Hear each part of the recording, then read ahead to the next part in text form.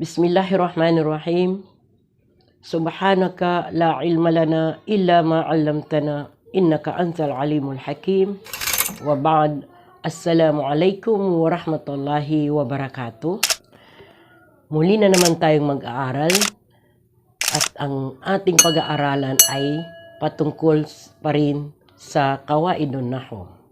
At ito po ay para sa mga beginners. Kung isa ka sa mga beginners nitong subject na Qawaidun Nahw o kaya ay Arabic grammar, ay hindi ka po nagkamali at ito'y panoorin mo. Dahil nag-umpisa tayo mula sa umpisa at ito ay hihimay-himay natin para higit natin ito maintindihan. So wag na tayong magpaligiligi pa. Tara na! Ang ating magiging lesson na naman ngayon ay tungkol sa fi'l, yung ikalawang bahagi o ikalawang uri ng Aqsamul Kalimatil Arabiya. Diba, sa previous video natin, nabanggit natin doon na part of speech in Arabic ay 3 lamang. So, naibigay na natin yung una, gaya ng ismun. Ngayon naman ay dito tayo sa fi'l. Fi'l, action, word. الفعل هو كل كلمة تدل على حدوث شيء في زمن خاص. Ito yung definition ng fi'l. Ang fi'l daw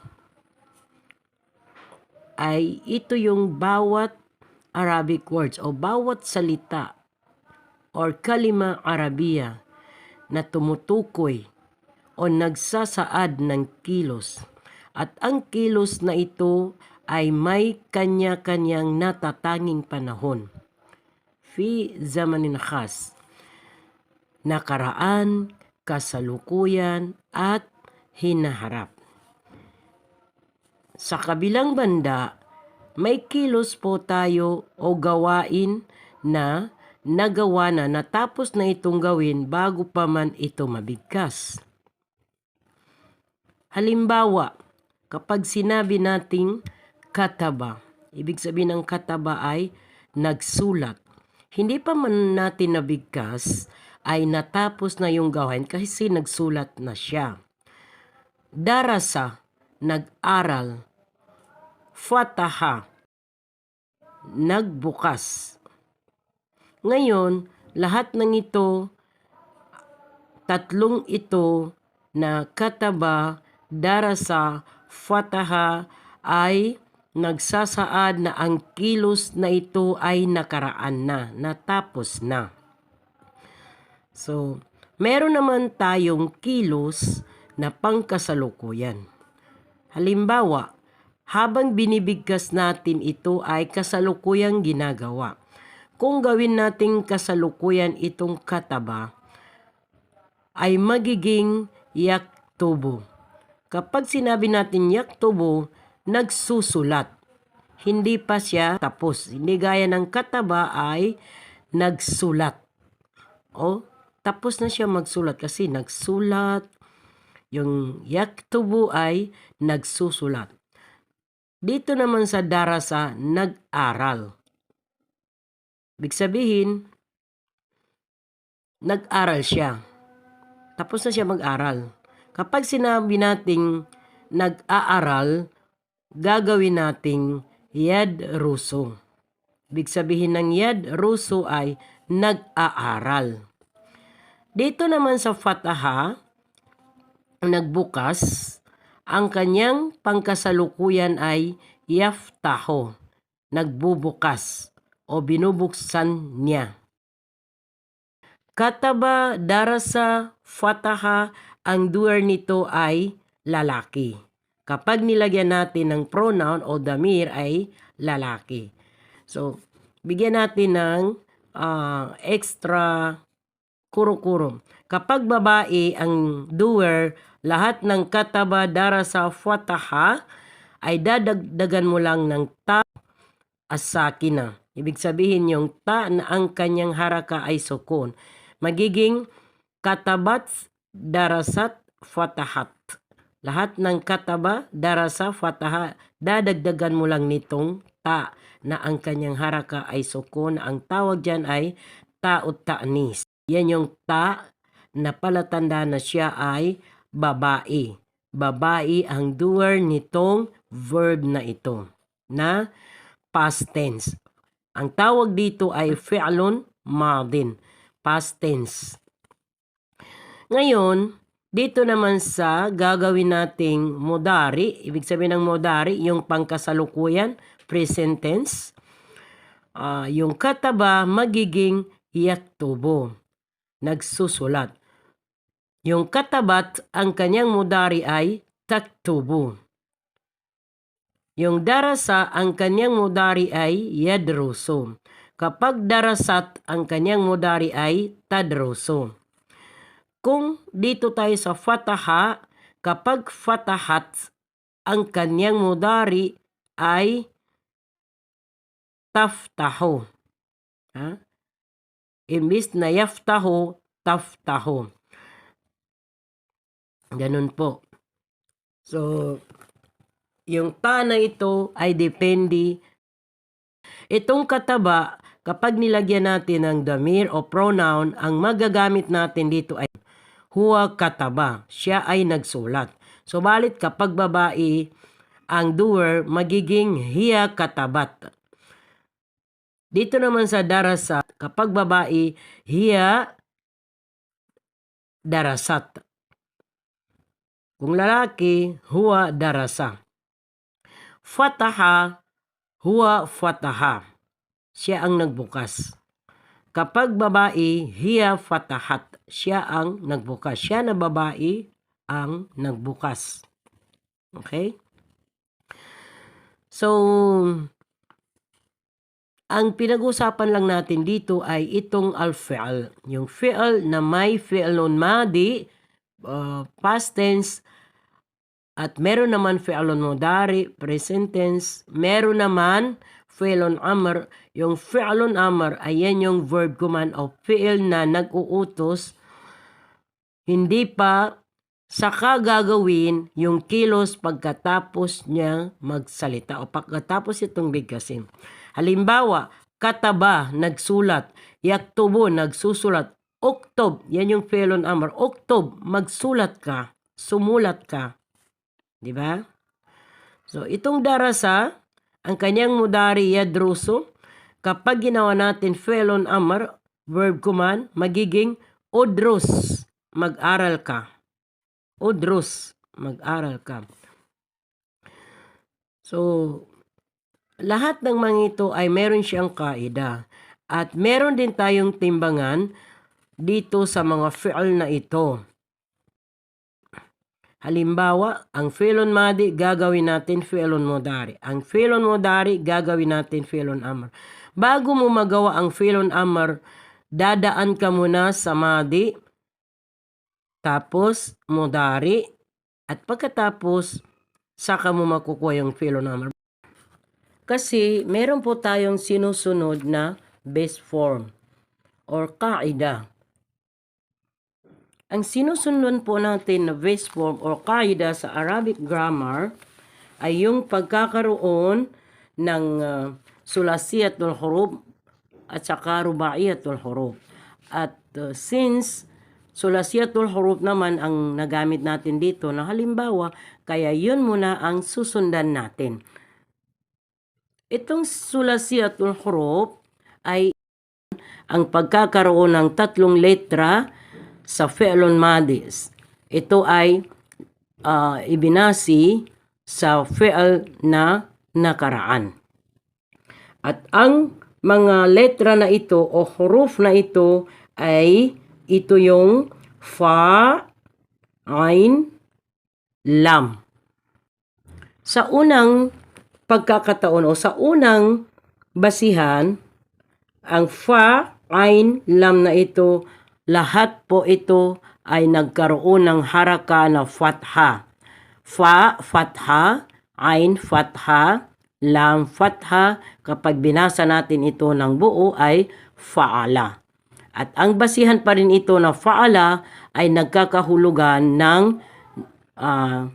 mari nating sabihin nagtrabaho, gumawa siya, syakara, nazala, saala. At kataba, darasa, fataha.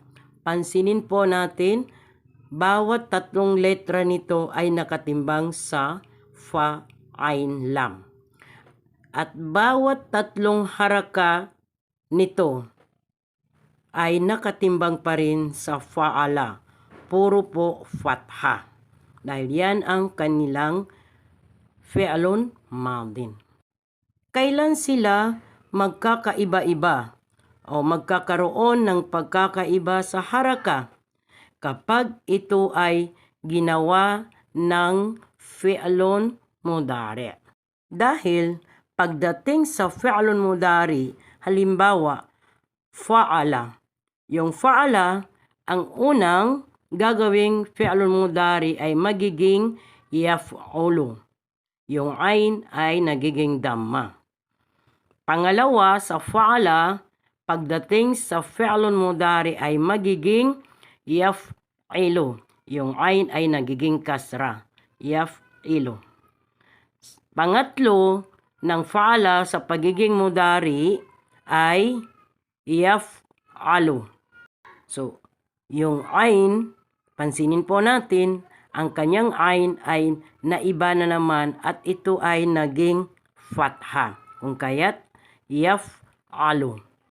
Sa madaling salita, lahat ng af'al, lahat ng Arabic verbs na mamimit mo na binubuo ng tatlong letra ay ito yung sulasil mujarrad.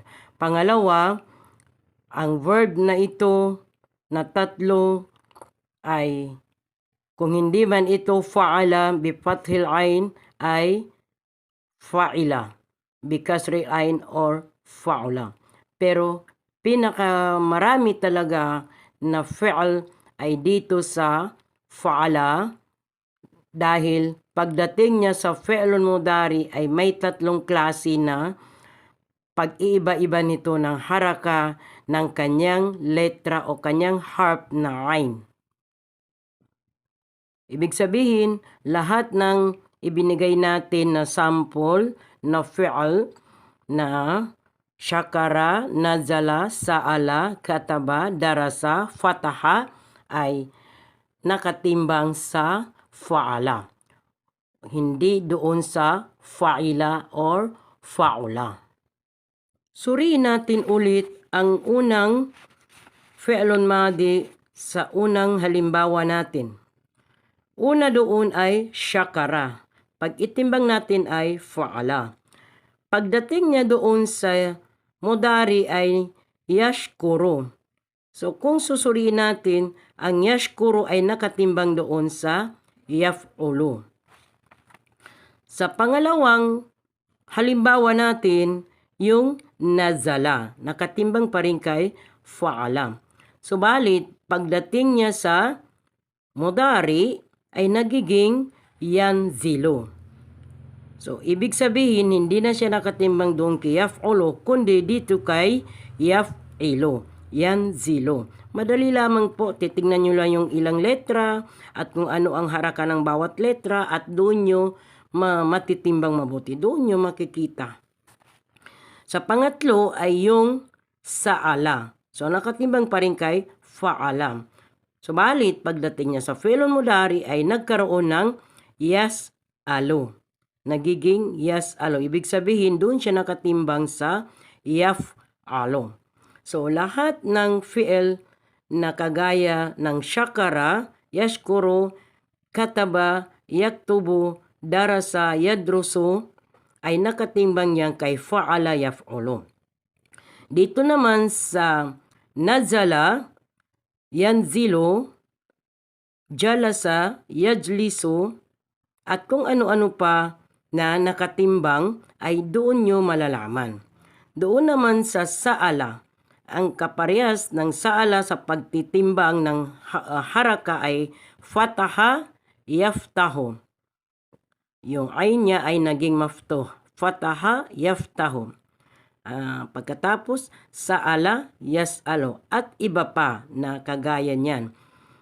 Pwede rin yung zahaba, yadhabu. Jama'a, yajma'u. Qata'a, yaqta'u.